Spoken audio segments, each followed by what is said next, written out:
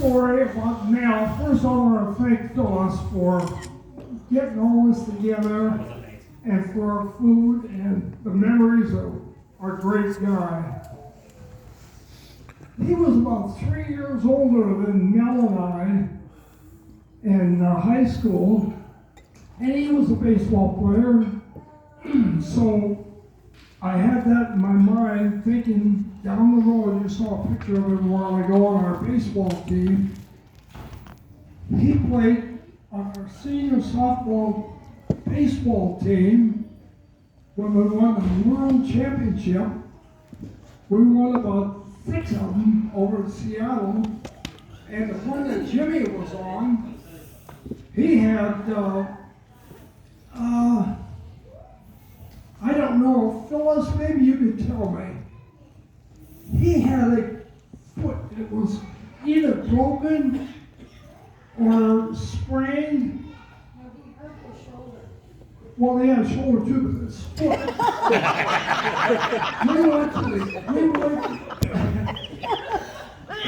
Our coach said, find me a hitter. So I said, hey, I know a guy can hit. His name is Jim Lebo. He's right-handed, but he hits left-handed. And there's one problem with him. He's got a boot on one foot and a baseball shoe on the other side, so he can't run too fast. He said, but we always have a runner for him. And I can remember Jimmy, whenever we go up the bat, man, he was just tearing that cover off the ball. And we had a lot of fun with him, and they called him Booter because he had one boot all the time. Anyway, I want to go back into some history a little bit and talk about him if you can. I started off, Mel and I went to high school together, and Jimmy was 3 years older than us. We were little ninth graders, I think, when he was a senior, but we kind of had fun together, and then all of a sudden, we had a deal going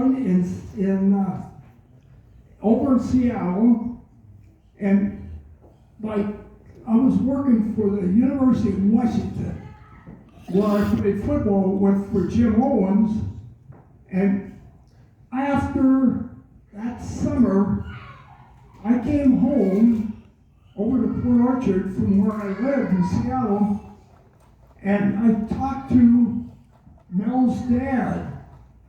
His name was Uncle. I called him Uncle Al because I wanted to get him on a job at the University of Washington. He wasn't working at the time, so I went over and asked Jim Owens, could you see about getting a job for my Uncle Al?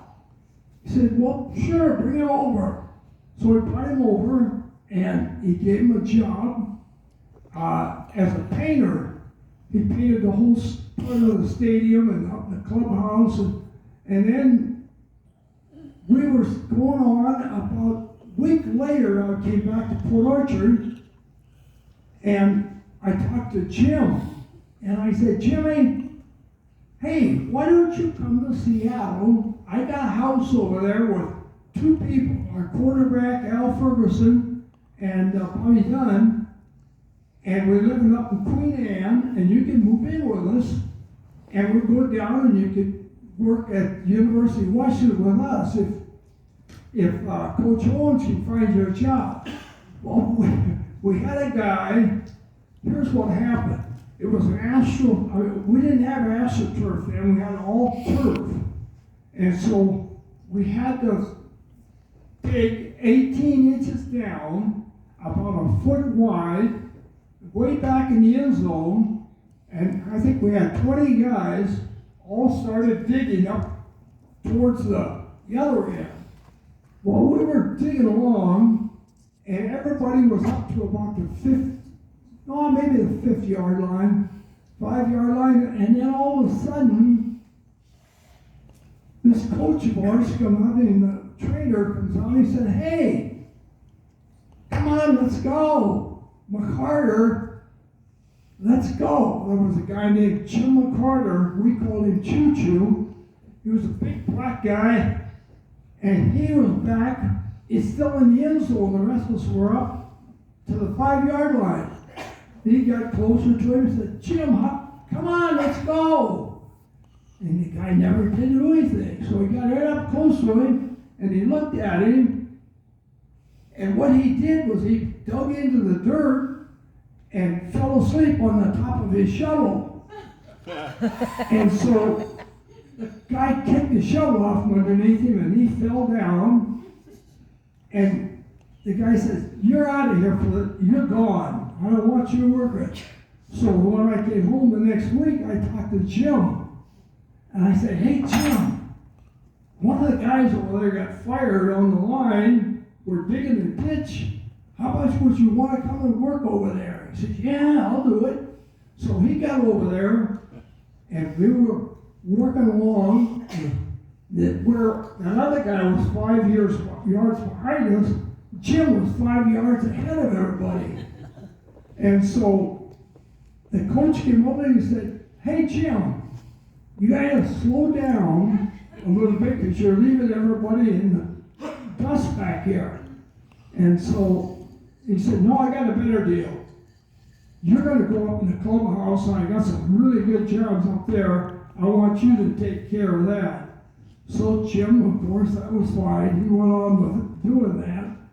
Well, when we were over in Seattle, he stayed there at Queen Anne with Al and Bobby Dunn. And so when we said, let's go down to a tavern in the evening. First we want to get something to eat on Friday, and then we're gonna go get something to drink. So we went to a tavern on 45th Street, close to the university. And we were in there drinking beer after we got through eating, and all of a sudden, we look over and Fergie's sitting down there. And Fergie was a class act. He was a stallion. Everybody, all the girls loved him because he was just a handsome old guy. So we looked up from the tavern, and this door opened up, and two hippies come walking in. And they kind of walked right ahead of this girl come in right behind them. Well, they went right to the bathroom, and the girl came in and sat down at the table. Al looked at him, and he thought, oh, our quarterback said, I'm going to go talk to her.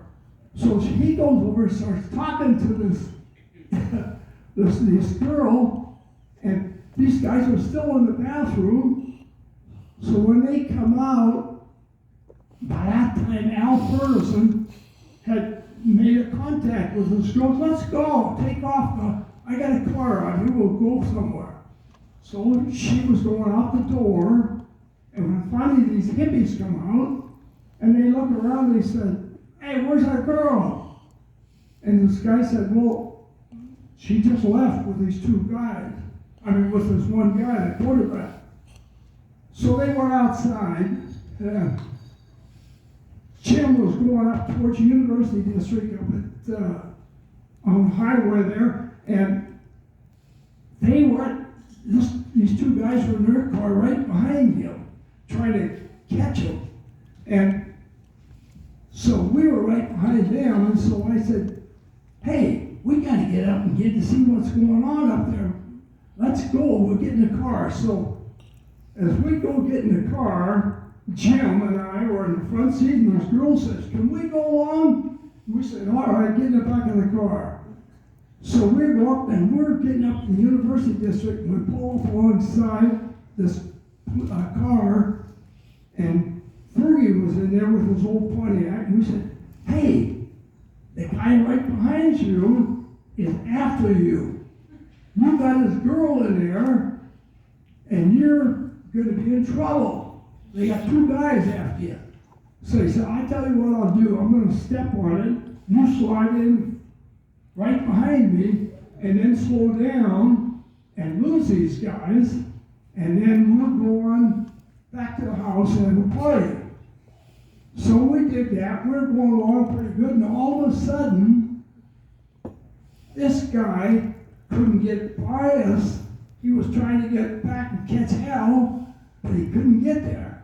So here he goes up on the inside of and I was riding with Jim in his car. He had a nice car. I don't remember which car it was back then, but it was really a sharp car, and he had a lot of pride in his car. This guy had an old Jeep, and he slammed into the side of our car. Now Jim was pissed off. I never seen that man. He was really ticked off. So he said, "Get on those guys' tail. We're going to go get them." So this damn Al, he takes off way out by Northgate, way in the heck out of town. And we're finally catching up to him. Well, Fergie turned into his driveway. This guy's right behind him. Fergie's got the door locked, so the guys can't get in. And we're jumping out. They're yelling at Fergie. We're yelling at them. So all of a sudden, this Fergie said, one guy said to Jim's person he was talking to, there was 2 girls there. This guy said, "Who would ever marry a bitch like you?" And Jim said, "What'd you say?" Bam! He hit this guy. And you can't picture Jimmy fighting, but he hit this guy and banged him pretty good up in the front of the car, but he can't get in the car because Al's got the door all locked. And Al wasn't going to come out and help us. He let us do the fighting. So he was banging on this guy. Jim hit this guy again and knocked him out, and he was laying on the ground. And this other guy come up after Jim was going to get him. So I grabbed him by the shirt and pulled him back, and I'm left-handed, so I was hitting him with my left hand against the side of the car, and I couldn't hit him anymore, so I hit him with my right hand, and I broke my arm right here. I just had an operation on my arm a year before. The doctor said, "Don't break that arm, whatever you do." So Jim takes me into the hospital, get this arm fixed up. About a year later, Jim comes back over to Seattle, and we meet with Val, Jim, and a guy named Roy. Wasn't it Roy? The warden from, he worked at Long Acres Racetrack. And so we were all talking, and we said, "Hey, let's go down to spring training and watch baseball game going on." So we said, "Okay, that'd be fun. We'd take a whole week down there." So we took off and went down to watch the game. And as we were down there at the game, we had so much fun getting into the ball games. We said I was telling Mel, we were there, and they were hitting baseballs in batting practice over the fence, and we were out there grabbing the balls and stuffing them in our coats and everywhere we can. And this guy comes on, he said, "Hey, you guys can't take those balls." And, "Well, we're just taking a couple. We've been throwing them back in." He said, "Oh, okay, that's fine." And so then we took off, and this guy said, "Where are you guys going to go from here?" And I said, "We're going to go up on this hill. There's a restaurant up there." And we went up there and ate, and there was 16 ounces of beer and hors d'oeuvres and what were the Huskies the basketball, when they play for the national championships, they had those semifinals, and they were going on up there. So we were up there sitting, drinking beer, eating food, and then we take off and go downstairs.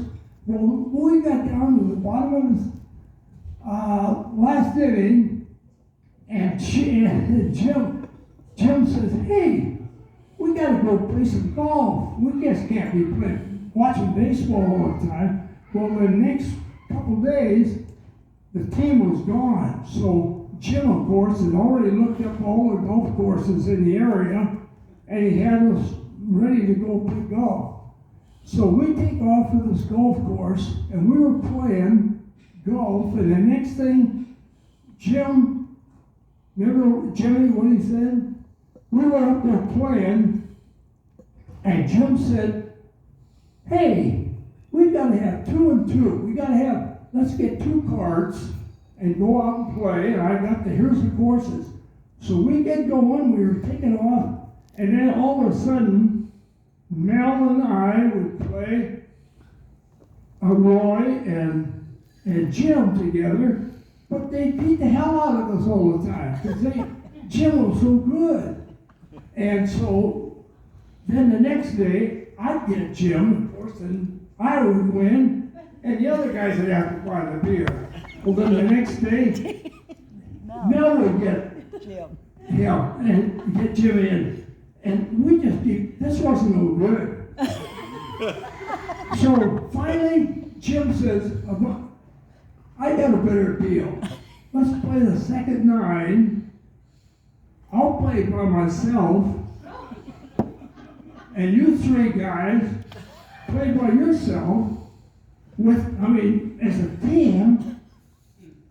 Best ball. I don't know if you've ever played golf, but whoever tries, all 3 of us get to try.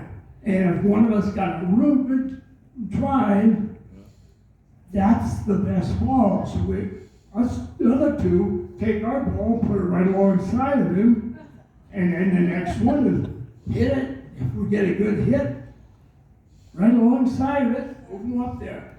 Chip, wherever the best one, we get it up there. While we were up there, we were just beating the hell out of Jim because we were shooting the best ball, and we were having a lot of fun. Just talking while he was shooting and everything. He was really quiet. And then all of a sudden, one of our guys, I don't remember what it was, chipped the ball right up on the green, and it went about 3 feet from the hole. We thought, oh my God, we got him. We got him. We were laughing, and just Jim shot his ball, went over the green, went into a kind of a little knoll behind there, and we could just barely see his head sticking up. And all he could do was just see the top of the pin sticking out. And he hits this ball, and it goes up, yeah, boom, boom, boom, doesn't go in. It was about 15 feet away. Now here's the furthest away, so he has to still shoot first. And we figured, we got him. Even if he makes it, we're going to make a 3-foot putt. 3 guys hitting their best ball, we're bound to make one of them. Well, his ball went 15 feet right in the hole. Now we had to hit that 3. So we got up there, first guy shoots, he misses. Next guy shoots, he misses. Next guy shoots, and he misses. God, Fergie, Jimmy, oh man, then he started laughing. And he just was on fire. Now, we're playing the 11th hole. We played the second 9. We never won another hole. And what the hell, guy won everything. And he just laughed, and his whole laughter. He just had a fun time against us. So that was Jim. And I had so many good memories of him. He was just one of my best pals. I think the world of him. And Phyllis, I just know this wonderful memories you had with him. Well, we did too. And I thank you very much for letting us come over and visit him. We loved him. All right, thank you.